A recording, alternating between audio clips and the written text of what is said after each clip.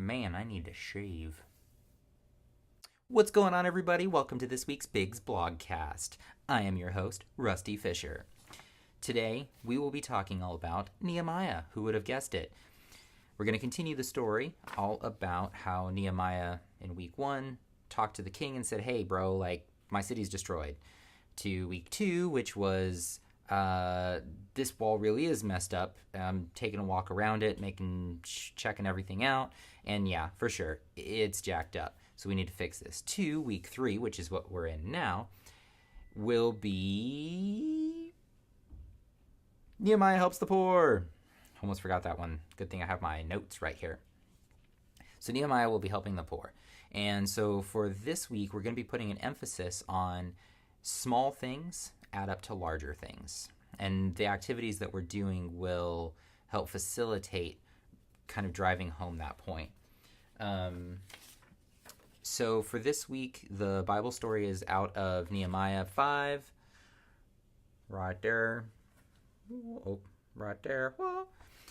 So if you guys will take a chance or take a second to check it out, make sure you're just in the know of that video or of that Bible verse. So let's go ahead and jump into small groups. So as always, first small group will be highs and lows. Woo! I like highs and lows. Don't worry about asking them a third question in it. Just go with the high, the low, and then call it good. Because after that, when we get into our second small group for the before lesson, it's going to be how can I help you activities. So we're going to have a roll of name tags, and we're going to go ahead and let the kids write their name and then decorate them, and they're going to talk all about different ways that they help at home, that they help at school, different ways that they can just be helpful. Then we're going to move on to the third activity, which involves this poem. Now, this poem is a bit weird. It sounds very strange and odd.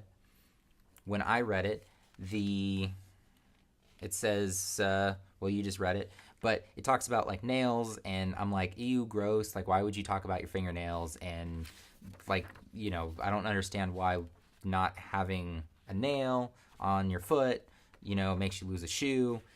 Turns out it's all about horses and losing an entire battle based on wanting something insignificant at the time, and then you don't, because you don't have that thing, now you've lost an entire war. So things can kind of escalate. So I guess in essence, it is kind of like if you give a mouse a cookie, he's going to want a whole bunch of other things. But we're going to actually also use this paper right there. And this is going to basically highlight the story itself in the same manner as that poem. So it says, there wasn't enough blank, so the people were poor. And then it just continues, the people were poor, so the blank were high. And you're going to let the kids pair up in teams of 2, and they're going to try and fill in those blanks. Now, if they're struggling with it, the answers are actually on the sheet itself. So for the first one, there wasn't enough blank, so the people were poor. Well, I guess that first one there, it's not. But the second one is, the people were poor, so the blank were high. The prices were high.